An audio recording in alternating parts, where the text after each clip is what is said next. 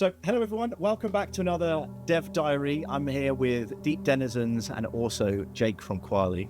We're going to be talking about the world today and get into the nitty-gritty of Hark The Ghoul. Jake, you want to do a little introduction? I'm the social media manager on Hark The Ghoul, and I'll pass over to Deep Denizens to all introduce themselves. I'll go first. I'm Hugues. I'm the game designer working on Hark The Ghoul. I mainly focus my efforts on level design. I do a lot of the writing as well as general game design, balancing, testing, all that stuff. I share most of the game design responsibilities with Samuel. Yep, that's me. I'm the gameplay developer for Hark The Ghoul, and I also do a lot of game design, mostly focused on the player and their abilities, that kind of stuff. And I'm Gabriel, and I'm basically in charge of every 2D and 3D art in the project.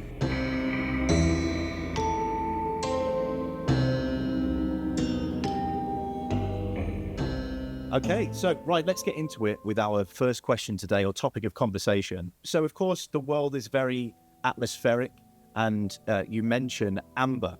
I really want to dive into what it is, how the amber brings this sort of madness to the world, and also creates this atmosphere that we see. Basically, amber is really the inciting incident that really gets the events of the game rolling. It's what really like unravels the balance of power in the city that the game takes place in. To not go into too much detail, to not ruin the surprise of its origins, I'll say that during the opening hours of the game, you're incentivized to dive beneath the city and uncover where that amber comes from.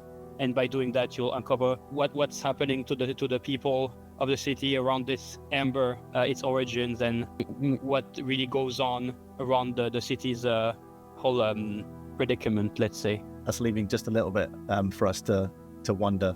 Yes. And wait for. The game is very gothic and takes it quite seriously. It's in a very serious settings but you also have these quite light-hearted character designs and themes as well, like the pigeons that attack you in the city, for example, or the giant, I don't know his name, but the gut guy, I'm going to shoot him. But yeah, so how do you manage to balance them two from a thematic standpoint? Actually, the approach we choose for Hark The Ghoul is this is a bleak setting. This is not a bleak world. Like the people you're gonna meet, the interactions you're gonna have, they're not all going to be bleak and dark and saddening. Take a few inspirations from the ambience, for example, in Majora's Mask, where same thing, you have a very bleak settings. Doesn't mean that everything has to be depressing. It's kind of a through line through the game that even like in very dark times and even in very dark situations, there's kind of levity and joy to be found in life. And I think that kind of runs in the actual fun of the game, where you're like, oh, I wonder what's the next kind of quirky or interesting guy I'm gonna meet here. And then do you guys have a favorite quirky moment, let's go with, or funny moment that you think contrasts it the most, that you can talk about? That you could talk about. Yeah, well, I think for instance, a funny one that we've kind of teased at in one of our trailers is the Scat Sage, who's a character that you can find in an area, which I won't mention, but who's like super weird and kind of, you're expecting this world to be like, oh, all nights and dark, dreary, dramatic things, and there's this guy just stirring his soup, right? I have a question on that, actually. Where do you come up with these ideas of these characters? Are you drawing from stuff, or is this like how you guys are as people? You just like, I don't know, like to do quirky things and then it just comes out in the game? We always think it's always good for a game to have a bit of character, right? And so one of our big focus, since we are so much focused on like exploring the world and discovering its inhabitants and discovering what's going on, we always try to get characters that are like memorable. When you see them, it feels like a reward in and of itself to learn about them. I think it really helps that the three of us are good friends, and so we're just like often like just chilling on Discord and we'll be like joking around, and sometimes like a good idea will come from that, and we're like, oh wait, there's something there. Let's just like continue elaborating on it. There's tons of fun gameplay and fun characters, etc., that has come from that. Even if the idea is pretty weird, we try extra hard to make sure it doesn't like ruin your immersion.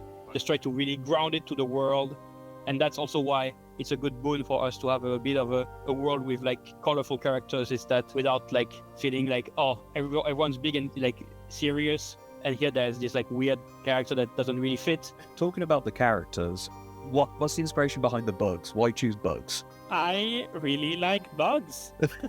I think the idea of bugs came a really long time ago. Like, it might have come from me and Samuel discussing things that were not Hark the Ghoul at the time. I feel like bugs are fascinating, and having a whole cast of characters that are inspired by bug is just that's just for me, right?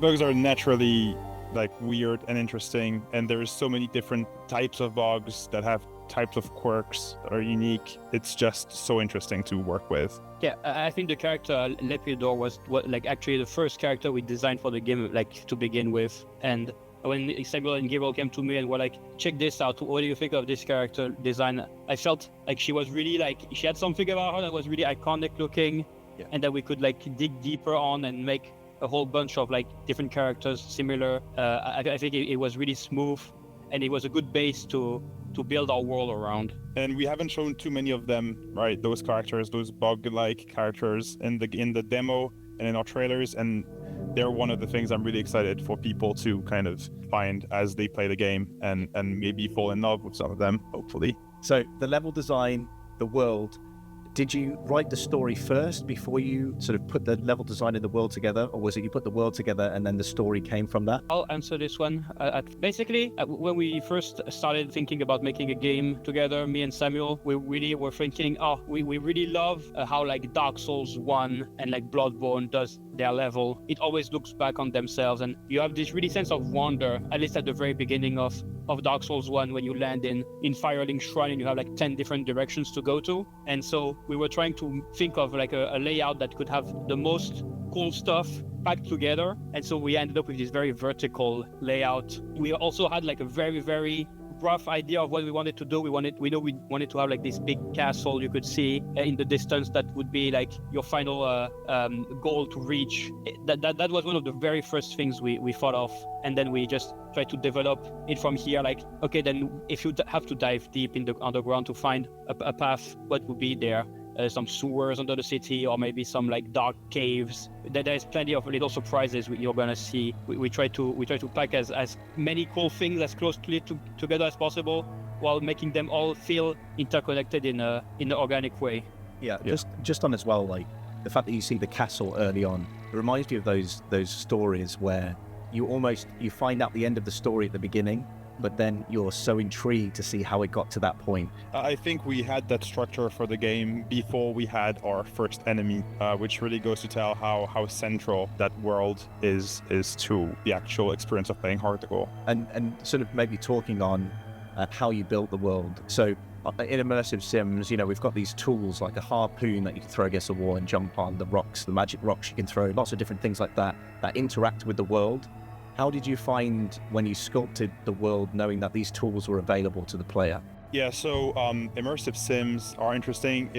We didn't set out to make Hark the Ghoul an immersive sim, but we love the games of the genre. And I wouldn't say even today that Hark the Ghoul is necessarily qualifies. I think it's close to it. It might be a light immersive sim. It's funny because it's kind of a happy accident. When we first started with the gameplay, we made a kick very early that we wanted to work in conjunction with the combat and the exploration. And we just found that it was so much fun to be kicking crates around, kicking enemies, even stuff like kick against the ground to jump higher. It kind of made us think, what more can we do with this kind of open-ended exploration? And that's where we came in with stuff like you being able to use spells and weapons, etc. for movement. And now it's kind of a core facet of how we design basically anything the player can use. Yeah, it's actually funny because it married really well with our desire for a really open-ended game, because you have lots of ways to go, you get lots of goodies along the way, you really make your own path, and with the tools you find, you can reach areas that you maybe aren't supposed to reach yet by doing a clever combination of spells and weapon use that really envelops the feeling of exploration and speedom that you get from immersive sim mechanics. And we've seen that you guys have been quite open to people breaking the game, especially when it comes to speedrunning and stuff. Any features that have come from players breaking the game from the demo, or game-breaking things that you guys have done that you said, oh, this actually works as a cool feature instead? It's a very good question, actually. It really goes around with our philosophy when we started making the game, with all these we talked about these immersive sim elements and stuff like that. Basically, we make the game expecting not even just speedrunners, but even regular players to after some time getting familiar with the gameplay, really finding ways to if I kick this box and I freeze it in the air, I can make a platform. I feel like the feeling as a player of discovering ways to quote unquote break the game feels really good in and of itself, and so we really lean into that for the players to feel like accomplished something by themselves by thinking and doing dynamic problem solving. Yeah, and it's an interesting thing, even considering the level design philosophy, right, Hugh?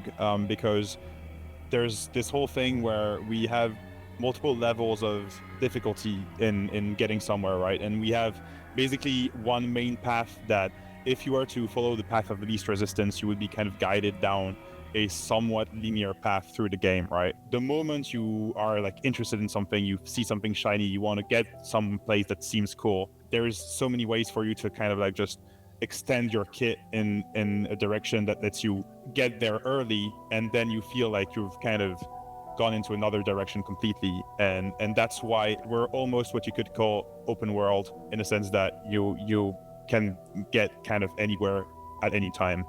Yeah, and I wanted to ask you about the secrets that you have sort of scattered around the world, and how they're all, as you mentioned, Hugo, everything's sort of densely packed, so there's always something really interesting to pick up as you go through. Could you tell me about the difference between maybe secrets that are harder to find and maybe not as many players might see them, or do you like to reserve some things for those that have really explored everywhere?